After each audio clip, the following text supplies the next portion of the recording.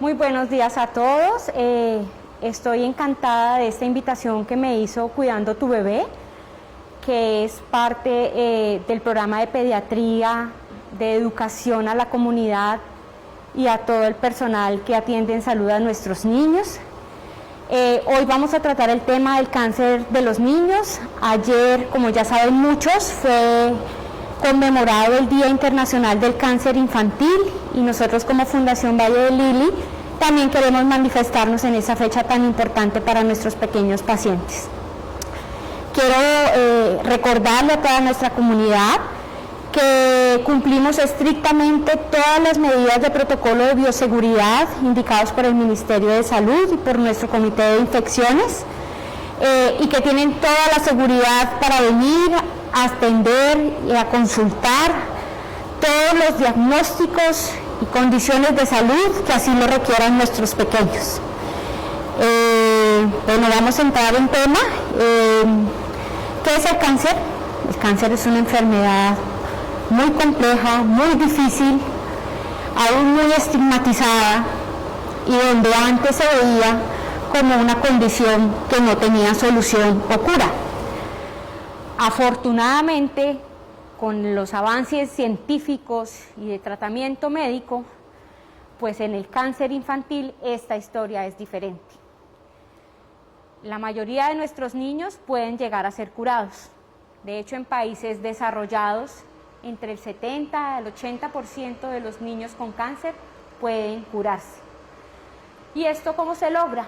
Con un trabajo en equipo, donde no solamente son el grupo de oncohematólogos y oncólogos pediatras los que lideran el tratamiento, sino toda una serie de profesionales en la salud, tanto médicos, enfermeras, trabajadores sociales, psicólogos, psicooncólogos, odontólogos y otras especialidades muy afines, quirúrgicas, no quirúrgicas y de apoyo que hacen que esta enfermedad ya no sea sinónimo de muerte.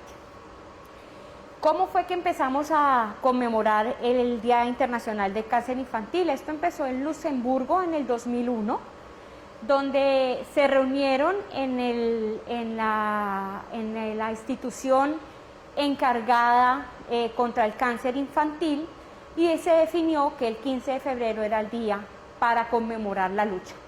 ¿Buscando qué? No solamente concientizar a las personas, sino sensibilizar.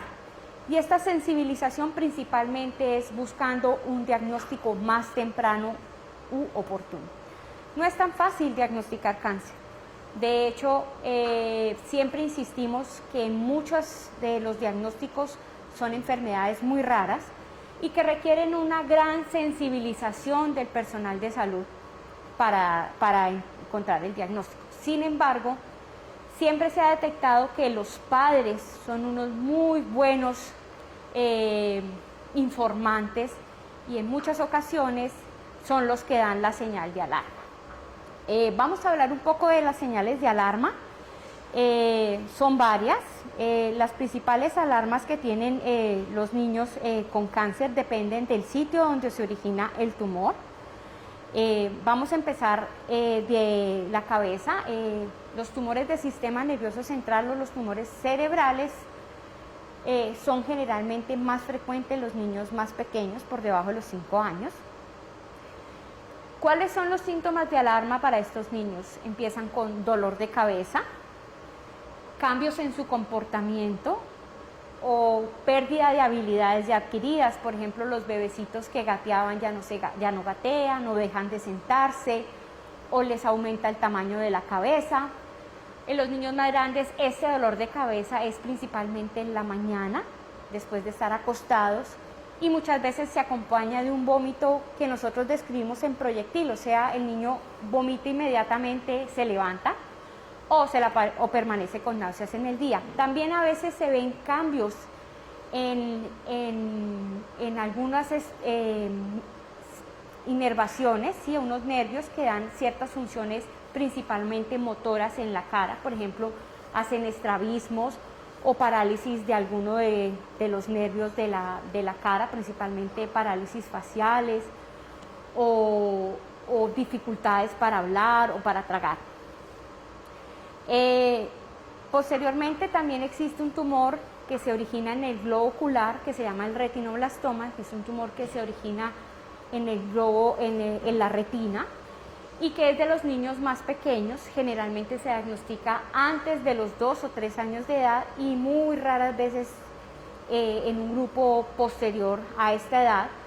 Y generalmente se dan cuenta los papás porque durante la toma de fotografías no se ve el fondo rojo o rosado, sino que se ve blanco, así como cuando se le toma la foto a un gato, que se llama el reflejo de pupila de gato.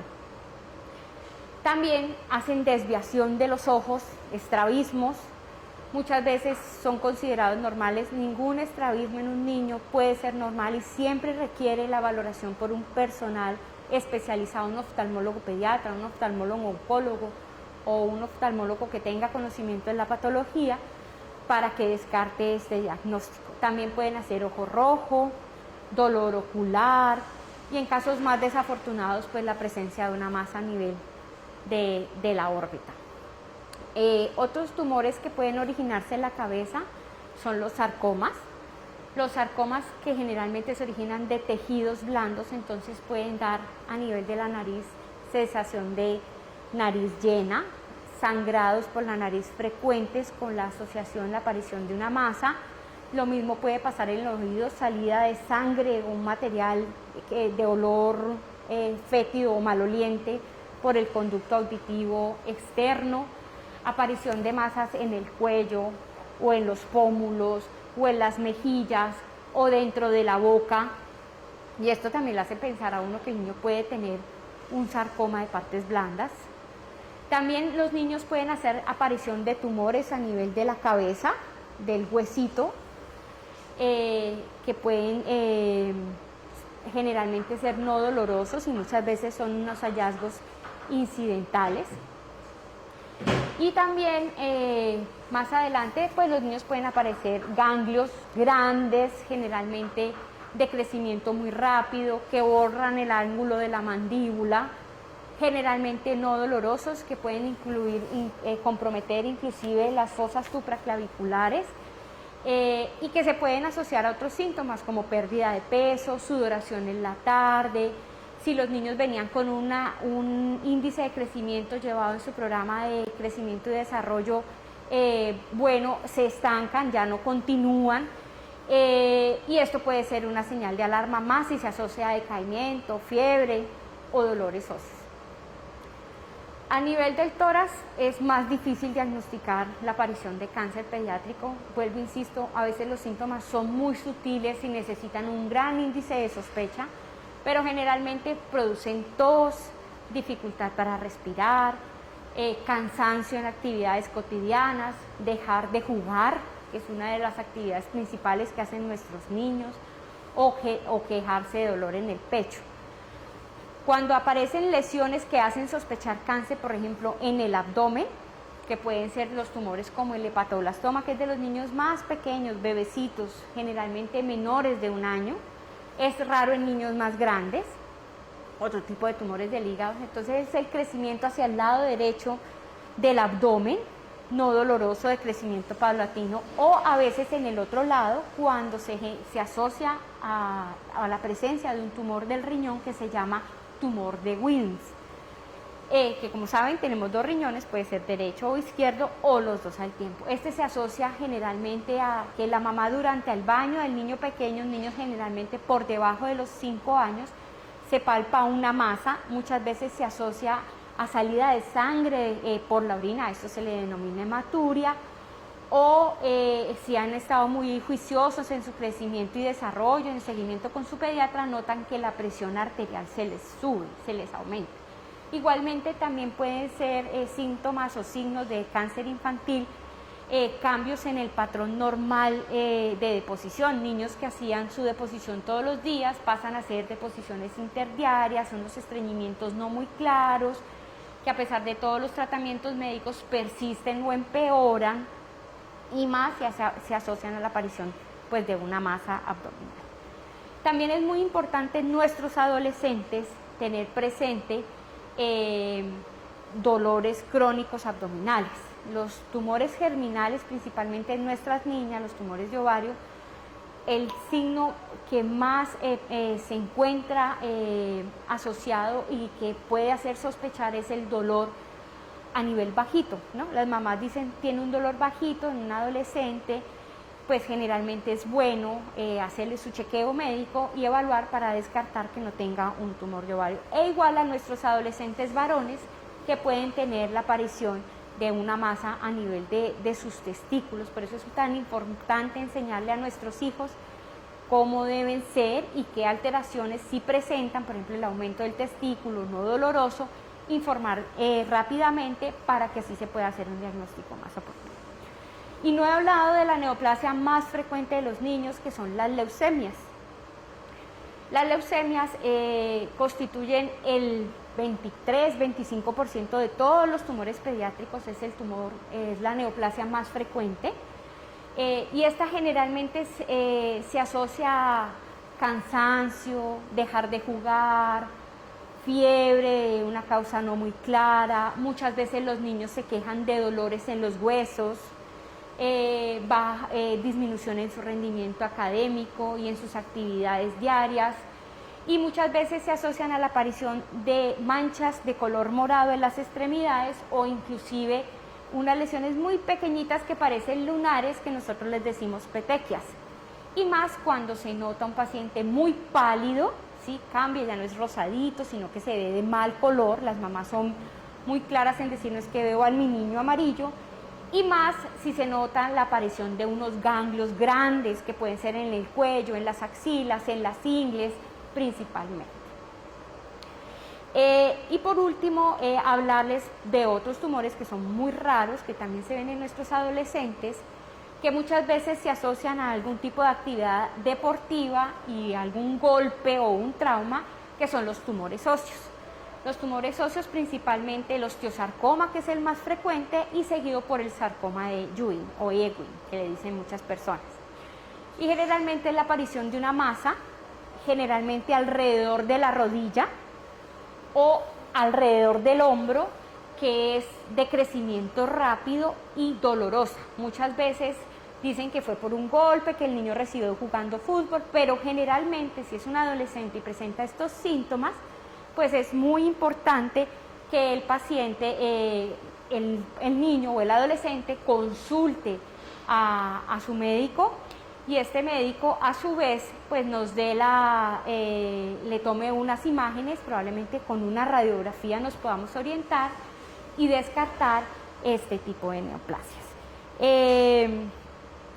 Uno de los mensajes más importantes de este espacio es que la mayoría del cáncer pediátrico no se puede evitar. Es diferente a como pasa en el cáncer de los adultos, que muchos sí se pueden prevenir cambiando estilos de vida. Por ejemplo, no fumando, no siendo gordos, teniendo buenos índices de alimentación, pero esto es diferente en los niños. En los niños generalmente no existe una medida para prevenirlos. Y se sabe que en la mayoría de los casos no es una condición hereditaria. Cuando les digo que no es una condición hereditaria, ¿qué quiere decir? Que no quiere decir que porque el tío o el abuelo o un familiar cercano tuvo cáncer, esto tenga que ser en la mayoría de los casos. El retinoblastoma es de los pocos tumores que sí tienen un patrón hereditario reconocido y se sabe que si uno de los papás tuvo retinoblastoma, muy probablemente su hijo tiene entre el 50 al 75% de posibilidades de tener retinoblastoma, y esto es mayor si el compromiso fue de ambos ojitos. O sea, si es de un solo ojito es un poco menos probable a que si el papá o la mamá tuvieron retinoblastoma de ambos ojos. Y el otro tumor que tiene un patrón asociado a características hereditarias es el tumor de Wilms, ¿no? Pero es en una porción muy pequeña. Hay unos pequeños grupos poblacionales que se sabe que tienen predisposición a cáncer familiar cuando hay una mutación que se llama el síndrome de Li-Fraumeni, ¿sí? Que es una mutación en una proteína que se llama la P53, y esta proteína predispone a la aparición de cáncer. Bueno, veo que ya nos están empezando a llegar preguntas. Quiero decirles que esto es un espacio abierto para que nos pregunten todo lo que quieran resolver, que tengan de dudas, y con todo el objetivo de poder informar a nuestra comunidad. Aquí me preguntan, ¿cuál es la probabilidad que un niño sobreviviente de cáncer pueda padecerlo en el futuro? Muy buena pregunta. Mira, yo siempre les digo a los papás que generalmente y afortunadamente la mayoría de nuestros pacientes solamente les da cáncer una vez.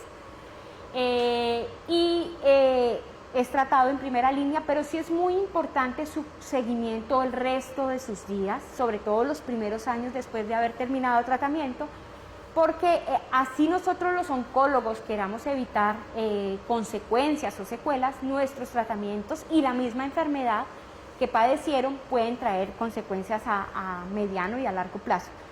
Y una de esas cosas que a veces vemos es la aparición de otros tumores. El término oncológico es segundos tumores primarios y van muy ligados a ciertas neoplasias que han tenido los niños y a los tratamientos que han recibido.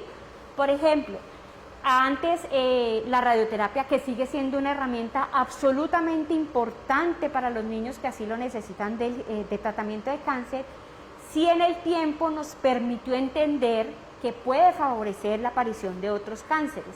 Entonces, actualmente la radioterapia se limita a un grupo muy pequeño de pacientes que es indispensable su uso para mejorar la probabilidad de curar al paciente. Hay algunos agentes de quimioterapia que también sabemos que pueden predisponer a cáncer, como es el uso del etopósido. Entonces sabemos que estos niños que por su diagnóstico inicial requirieron ese medicamento, van a necesitar un seguimiento más juicioso y más seguido, vigilando que no vaya a aparecer un segundo tumor primario.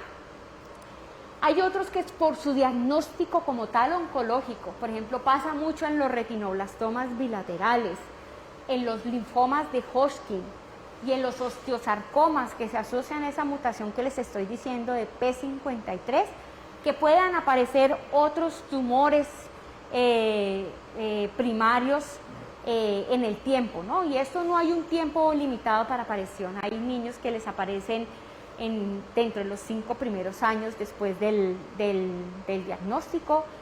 Hay otros niños que pueden aparecer inclusive 10 a 15 años. Se ha visto, por ejemplo, poblaciones de niños que pasaron a su edad adulta, ya son adultos jóvenes, y siendo ya adultos jóvenes desarrollan un segundo tumor primario. Pero yo pienso que en oncología uno no tiene que pensar que esto es lo que va a pasar. Afortunadamente es lo menos frecuente. Sí sabemos que pasa, y por eso es tan importante dejar a nuestros niños que han terminado su tratamiento en un seguimiento, idealmente dentro del equipo que lo trató en su primer diagnóstico, porque de alguna manera pues todo el equipo está sensibilizado para hacer el diagnóstico y el seguimiento del paciente. Además es tan importante este seguimiento porque es que tratar el cáncer no es solamente el oncólogo, digamos, yo siempre digo que es como el director de la orquesta, pero es que si no tenemos a todo nuestro equipo interdisciplinario que nos ayude a buscar la cura del cáncer, pues no va a ser tan fácil. Por ejemplo, Si tenemos un retinoblastoma y no contamos con todo el equipo que nos puede ayudar en el tratamiento del retinoblastoma, incluyendo el oftalmólogo pediatra, el radiólogo intervencionista. Ahorita en el cáncer pediátrico se insiste mucho en las unidades de atención, por eso se llama UACAI, Unidad de Atención en Cáncer Infantil, que busca que se dé la integralidad no solamente clínica, sino también la integralidad administrativa, donde se garantice que el niño reciba sus tratamientos con oportunidad, porque en el cáncer pediátrico esto sí que es importante. Si los niños no reciben la intensidad de tratamiento que se necesita y que ha demostrado en los estudios científicos que es la opción de curarse, pues probablemente no lo vamos a lograr. Yo siempre le digo a los papás, si el tratamiento está programado para 2 años y yo me voy 2 años y medio, 3 años, pues no es lo mismo y no es igual de efectivo el tratamiento. Entonces esa integralidad nos hace y nos ayuda a que nos comuniquemos entre todos, y si tenemos una dificultad, porque no es raro por las características de los tratamientos que recibimos, es que los niños requieran un soporte de otras especialidades. Muchas veces, pues por la quimioterapia se les bajan las defensas, toca ponerles antibióticos. Para nosotros es muy importante contar con los infectólogos pediatras que nos ayudan a tomar muy buenas decisiones clínicas, que si el niño se descompensó mucho, contar con una unidad de cuidado intensivo que le dé el soporte al niño mientras sale de su complicación, o si requirió una cirugía muy grande, pues que el niño pueda ser intervenido quirúrgicamente y pueda tener su manejo en el posoperatorio en cuidado intensivo, tener un banco de sangre, porque como ya les dije, a veces les da anemia y se les bajan las plaquetas y hay que ponerles sangrecita. Entonces contar con ese banco de sangre, con ese laboratorio clínico que nos va a hacer seguimiento a todos los exámenes que necesitamos hacerle al niño para saber cómo va la evolución tanto de su tratamiento como de sus complicaciones. Contar con un sistema de urgencias 24 horas donde nuestros niños lleguen y existan pediatras o médicos sensibilizados y todo el personal de salud de atención en urgencias para ayudar a nuestros niños en ese manejo de complicación o cuando llegan apenas con un diagnóstico nuevo. Contar con todas nuestras especialidades, endocrinólogo, nefrólogo, ya les dije el oftalmólogo, el ortopedista oncólogo, que es clave en el manejo de los tumores óseos y de partes blandas, musculoesqueléticos, con un cirujano pediatra, idealmente que tenga un entrenamiento en cirugía oncológica pediátrica y que sepa cómo enfrentar estos casos tan difíciles. Contar con cirujanos de cabeza y cuello con experiencia en el manejo del cáncer. Entonces, el universo del cáncer no es solamente el oncólogo. Creo que se me quedan muchos especialistas, inclusive no médicos, como el nutricionista, el trabajador social, que nos hace el seguimiento de cómo va el niño, el nutricionista, cómo está su estado nutricional, cómo va a ser su tolerancia a nuestro tratamiento, si hay que recuperarlo, si hay que darle suplementos nutricionales para que esté en mejores condiciones. La psicooncóloga que nos ayuda junto al equipo de cuidado paliativo a hacer el seguimiento de las señales de alarma. Esto es quizás una cuña, cuidado paliativo no es nada que hacer por el niño, cuidado paliativo es muchas veces el acompañamiento que nosotros necesitamos como grupo médico de oncología y oncomatología pediátrica para manejar toda esa serie de síntomas y de situaciones que se asocian al diagnóstico del cáncer infantil, incluyendo la parte emocional, que es muy dura. Y bueno, creo que me mandaron otra pregunta, voy a revisarla. Bueno, esta es otra muy buena pregunta, dice, ¿qué pasa si me atraso en el control? Mira, yo sé que con esta situación de la pandemia ha sido una de las cosas más difíciles que han tenido que enfrentar nuestros pacientes, por el miedo a consultar, porque pues obviamente han sido pacientes que han tenido enfermedades muy graves y que han requerido unos cuidados especiales y siempre dicen que ya no están bien igual de las defensas y han dejado de ir a consultar en las fechas que se les ha recomendado. Lo ideal es que retomen estos controles, retomen esas fechas que les había indicado su médico tratante, que hagan sus exámenes en el momento que se consideraron necesarios. ¿Por qué? Para darnos cuenta que si algo no viene bien, darnos cuenta a tiempo y que pueda ser intervenido y tratado. Más si dejamos que esto coja ventaja, pues esto sí nos puede poner en una situación difícil y encontrar, en vez de algo pequeño y solucionable de una manera más fácil, entrar en una situación más difícil, más compleja, con una enfermedad mucho más avanzada y más difícil de tratar y de curar.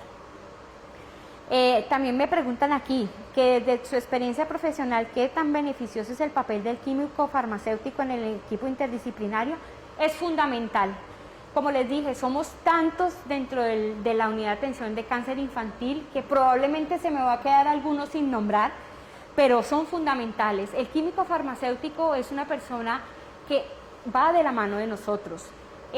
Nos supervisa, nos hace chequeo a las formulaciones que hacemos los médicos, está a la vanguardia de los efectos adversos que producen los medicamentos y de las interacciones, porque muchas veces el niño está en quimioterapia, pero toca ponerle un antibiótico, porque toca ponerle otra situación de medicamentos, y a veces estos medicamentos interactúan entre sí y no ayudan ni a la quimioterapia ni al tratamiento adicional que necesitan. Entonces el químico farmacéutico nos apoya muchísimo porque está vigilante, a veces hay moléculas que son nuevas, entonces nos ponen al tanto y al conocimiento de las implicaciones y de los cuidados que deben tener estas moléculas nuevas, y a veces nos resuelven dudas de moléculas que tradicionalmente venimos manejando, pero que tenemos dudas del momento de la administración, cuál es la mejor hora para darlo, sobre todo los medicamentos orales que reciben muchos de nuestros niños de leucemia, cuáles son las condiciones ideales de administración para que su efecto sea mejor y cumple las metas terapéuticas. Entonces es fundamental. Yo pienso que entre más personas interactúen en el equipo de tratamiento de cáncer pediátrico, es una fortaleza, y el beneficiado finalmente va a ser el niño y todas sus familias. Cuando hablo de manejo interdisciplinario, también tenemos otros especialistas que son muy importantes, nuestros anestesiólogos.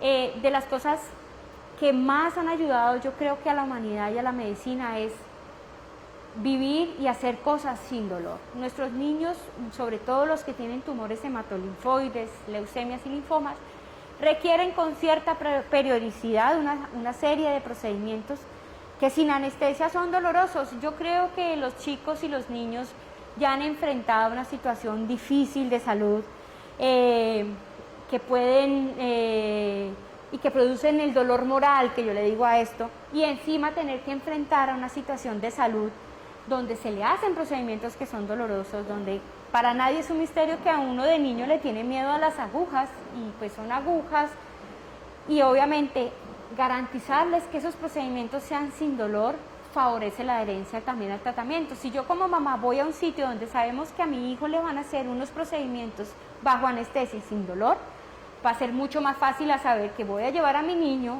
a un procedimiento donde le va a doler, va a llorar, se va a sentir incómodo, y pues uno también como padre se impacta de eso. Aquí hay otra pregunta: ¿qué cambios tengo que hacer en mi casa? ¿Puedo tener mascotas? Excelente pregunta también. Esto es debatido. Hay circunstancias y situaciones de la casa que sí son muy recomendadas. Por ejemplo, en lo posible se recomienda que la vivienda sea pintada, repellada y pintada. ¿Por qué? Porque hay muchos mohos y hongos que son gérmenes oportunistas en el paciente que tiene quimioterapia, que viven en las paredes, ¿sí? Se alimentan de las paredes y de las partes despulidas, y ahí se quedan, y cuando al niño se le han bajado las defensas, estos niños, esos poros se meten por la vía aérea y les pueden producir una infección que puede llegar a ser muy grave en ellos. Inclusive también, por ejemplo, en construcciones muy antiguas que tienen aún acueductos y tuberías, por ejemplo, que son de barro, sabemos que existe un mayor riesgo de adquirir infecciones por estos hongos o los mohos, principalmente el Aspergillus fumigatus, que produce una neumonía muy complicada en los pacientes oncológicos. Bueno, el piso también se recomienda que sea un piso completamente bien hecho, no necesariamente tiene que ser una baldosa muy fina, sino a veces es sencillamente que sea pulido y que sea, yo no me sé el término exacto, pero que sea un piso bien terminado, con el mismo fin, ¿no? No puede ser un piso de tierra, porque esto pues ya sabemos que favorecen las infecciones. Tener mascotas. Hay unas mascotas que sí no se pueden tener, ¿sí? Estas mascotas principalmente son los pájaros,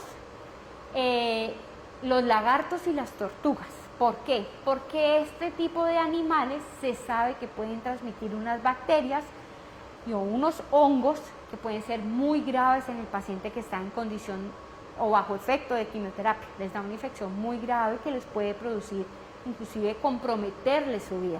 Entonces, si tienen sus mascotas, en lo posible tenerlas un poco aisladas, no tener un contacto físico. Sabemos que sobre todo los perritos son muy cariñosos y nos tienden a lamer. Eso en los pacientes y en los niños que están en quimioterapia, lo posible es evitarlos. Hay dietas especiales para los niños con cáncer, así como en los adultos.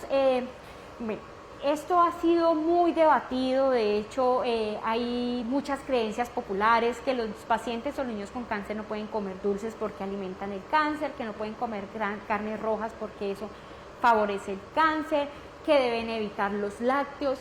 Yo no he leído un estudio científico que refuerce esto, pero sí hemos visto que muchas veces limitan tanto al niño en la calidad de alimentos, le restringen tanto por todas estas creencias populares, que el niño empieza a no alimentarse bien, y esto sí no está bien. Lo ideal es que el niño reciba sus proteínas, que reciba, inclusive puede recibir verduras. Por eso existe el nutricionista que le da educación en nutrición y fortalece esto a los papás y diciéndole qué es lo que hay que comer, qué es lo que no hay que comer, cómo se pueden comer los alimentos. Los alimentos generalmente pueden comer de todo, pero que sean cosas nutritivas y que les den el gasto que ellos necesitan calórico, tanto para su crecimiento como para su condición.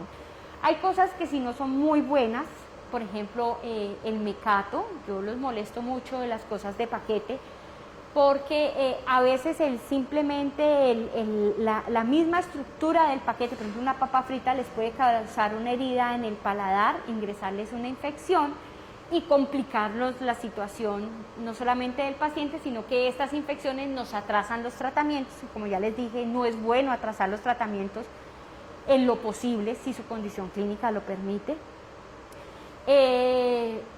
Y además porque estos alimentos tan procesados tienen muchas calorías. Entonces usted le da un paquete de papas al niño que tiene entre 120 y 140 calorías, y el aporte calórico que el niño necesita son 600, 800 calorías al día. Entonces pues prácticamente el paquete de papas es un almuerzo, una comida principal, y los niños con cáncer a veces sí tienen mucha inapetencia o se les cambia el gusto. Entonces, pues se comieron las papas y obviamente llega de merienda, llega el almuerzo y están llenos porque no sienten hambre y no comen. Y esto sí no va a favor de su enfermedad. Aquí hay una pregunta: cuando un niño es diagnosticado con leucemia linfoblástica aguda o leucemia mieloide aguda y es trasplantado de médula, ¿es posible que vuelva un nuevo cáncer? Sí, sí es posible. Como les expliqué, no es lo ideal. De hecho, los oncólogos pediatras y los hematoncólogos pediatras nos entrenamos buscando dar un tratamiento ligado al riesgo. ¿Qué quiere decir eso? Dar el suficiente tratamiento buscando la cura, pero con las menos posibilidades de efectos secundarios y complicaciones. Y la aparición de un nuevo cáncer, pues obviamente es una complicación que no deseamos. ¿Y esto por qué? Porque en parte probablemente esa persona tiene predisposición. Ya les dije que son muy poquitas las personas que tienen esa predisposición a sufrir nuevos cánceres. Segundo, porque algunos tratamientos favorecen la aparición de un nuevo cáncer. Esto siempre se lo explicamos a los papás cuando iniciamos tratamiento. Y tercero, porque pues pueden aparecer ciertas situaciones clínicas donde no solamente otro cáncer, sino el mismo cáncer. Por ejemplo, eso pasa a veces en las leucemias, vuelve a aparecer. Sí, se quedó escondidito, guardadito, mientras le dimos todo el tratamiento más fuerte que había, que es el trasplante de médula ósea, buscando porque era la mejor opción para curar al niño, y la enfermedad puede aparecer. Entonces, esto es posible que pase. Pero vuelvo y como les digo, son afortunadamente los casos más poquitos. Yo no soy experta en trasplante, aquí tenemos un equipo de médicos expertos en trasplante de médula ósea, pero las personas siempre llegan con la expectativa, sobre todo en el diagnóstico de leucemias, es que pues trasplántelo, doctora, y ya, se acaba el problema. No es tan fácil. El trasplante es un excelente tratamiento y es la mejor opción para un grupo de pacientes, y eso así, si así lo decide el grupo tratante o el médico tratante, así se hace, pero también a veces puede traer otras complicaciones, porque es un tratamiento muy fuerte que necesita unos cuidados especiales, muy especiales, y que deben tener todas esas condiciones, porque a veces se cambia una enfermedad que es grave, como el cáncer, por otra que es igual de grave, como es la enfermedad de injerto contrarrestre. Entonces esas son decisiones que se toman en equipo. No es un solo especialista generalmente el que dice hay que trasplantar al paciente, sino es un equipo de expertos en el diagnóstico del cáncer que definen qué se va a hacer con el paciente y cómo se va a hacer, si es la mejor opción para curarse el paciente y mejorarse. Bueno, voy a hablarles otras cositas que es muy importante en el cáncer, y me lo hizo entender una mamá cuando me hizo la pregunta de qué pasa. Hay una última fase en el tratamiento del cáncer que es muy importante, que se llama la rehabilitación y el retornar a la vida cotidiana. ¿Por qué es tan importante eso? Porque muchos de nuestros niños durante el tratamiento, sobre todo los más pequeños, tienen que ser desescolarizados, o sea, no vuelven a su jardín, no vuelven a sus primeros años de primaria, se desvinculan, aunque cada vez, y gracias a la virtualidad nos hemos dado cuenta a raíz de esta pandemia que podemos hacer educación virtual. Entonces son muchos niños que se desescolarizan. Es súper importante, apenas pueda el niño y su condición clínica lo permita, que vuelva a retomar su colegio, porque es que su vida no va a ser vivir con cáncer. El proyecto de nosotros como oncólogos, nosotros debemos como oncólogos fomentar que el niño después de su tratamiento tenga una vida normal. Entonces es por eso tan importante que el niño vuelva a escolarizarse. Ojalá los colegios nos ayudaran, y es más, dentro de la norma y dentro de la ley de cáncer infantil se están fomentando las aulas hospitalarias con el fin de que el niño continúe su educación durante su tratamiento. Otra de las cosas que es muy importante es la rehabilitación física. Sobre todo en niños que tienen tumores del sistema nervioso central quedan con secuelas, ¿sí? Pero son secuelas gracias a la plasticidad, ¿sí? Una capacidad que tiene el cerebro de los niños de recuperarse, cosa que no pasa a veces ya en los adultos, volver a aprender. Entonces son niños que a veces quedan con algún tipo de déficit motor o sensitivo, y el paciente, a través de una serie de terapias y de rehabilitación y de reeducación, su cerebro vuelve a aprender y el niño puede volver a adquirir muchísimas de las capacidades motoras que tenía antes del diagnóstico. Entonces es absolutamente importante la rehabilitación en nuestros pacientes. Aquí hay otra pregunta. Todas han sido unas preguntas muy buenas. Quiero felicitarlos porque de verdad qué preguntas tan exactas, y que a veces son unas de las más importantes que nos hacen los papás. ¿Pueden ir los amiguitos a visitarlos? Bueno, ahorita en la pandemia la respuesta va a ser no. Lo ideal es que cada cual esté dentro de su núcleo primario con todas las medidas de bioseguridad, evitando la transmisión, sobre todo cuando vivimos con población más vulnerable. Muchas de nuestras familias en el contexto colombiano vivimos con nuestros abuelos, vivimos con tíos mayores, entonces en lo posible es que los amiguitos no vayan a visitarlo. Pero si no estuviéramos dentro de esta pandemia, es mejor un poco restringirlos. ¿Por qué? Porque los virus respiratorios no COVID-19, que es la enfermedad de moda, pueden estar acompañando a nuestros niños y le pueden llevar una gripa a uno de nuestros pacientes, y esa gripa volverse un episodio de fiebre, de hospitalización, de requerimiento de antibióticos y otra serie de manejos en una clínica y atrasarle su tratamiento. Entonces, en lo posible, uno siempre trata de disminuir las posibilidades de adquirir una infección. Por eso también nosotros decimos, por favor, no centros comerciales, no piscinas, no paseos, manténganse más vale dentro de su núcleo primario de cuidado. Con todo esto, mejorar las medidas de higiene de manos, el uso de su alcohol, para que el paciente te disminuya al máximo la probabilidad de infectarse y así pues el niño tenga más garantizado el tratamiento oncológico.